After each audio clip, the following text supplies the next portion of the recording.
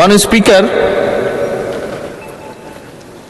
আজকের এই সংসদ, মাননীয় সম্মানিত বিরোধী দলীয় নেতা সঠিকভাবেই বলেছেন যে আজকের এই সংসদের দিকে সমগ্র বাংলাদেশ তাকিয়ে আছে।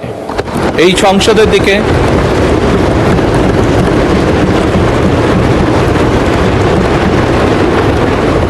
পৃথিবীর প্রতিটি কর্নারে যেখানেই একজন বাংলাদেশি আছে, সম্ভবত প্রত্যেকটি মানুষ এই সংসদের বর্তমান এবং এই সংসদের ভবিষ্যতের দিকে তাকিয়ে আছে একটি দৃঢ় প্রত্যাশা, আশা নিয়ে। মাননীয় স্পিকার, আমরা প্রায় প্রতিটি সংসদ সদস্য বিভিন্ন সময় 1 মাস 25 দিন যে আমরা সংসদ অধিবেশন হয়েছে, এই সময়ের মধ্যে প্রায় বলা যায় প্রত্যেক সদস্যই তার বক্তব্যের শুরুতে বিভিন্ন পরিস্থিতিতে, বিভিন্ন বক্তব্যে, বিভিন্ন সময় বিভিন্ন শহীদদের আত্মার মাগফিরাত কামনা করেছেন, তাদের কথা উল্লেখ করেছেন।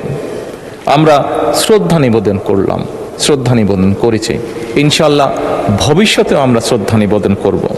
কিন্তু মাননীয় স্পিকার, শুধু কি শ্রদ্ধা নিবেদন করলেই শহীদদের প্রতি আমাদের কর্তব্য শেষ হয়ে যাবে?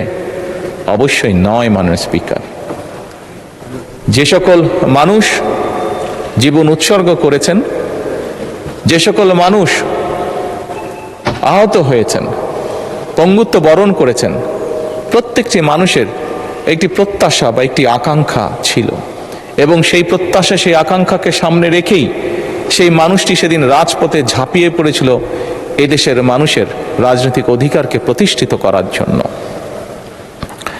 মাননীয় স্পিকার, কি ছিল এই মানুষগুলোর প্রত্যাশা বা আকাঙ্ক্ষা?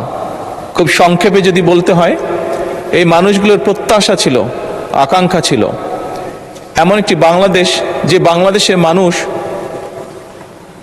মুক্তভাবে কথা বলতে পারবে, আরেকজনের ব্যক্তি স্বাধীনতার প্রতি সম্মান রেখে নিজের মতামতকে প্রকাশ করতে পারবে। এই মানুষগুলির প্রত্যাশা ছিল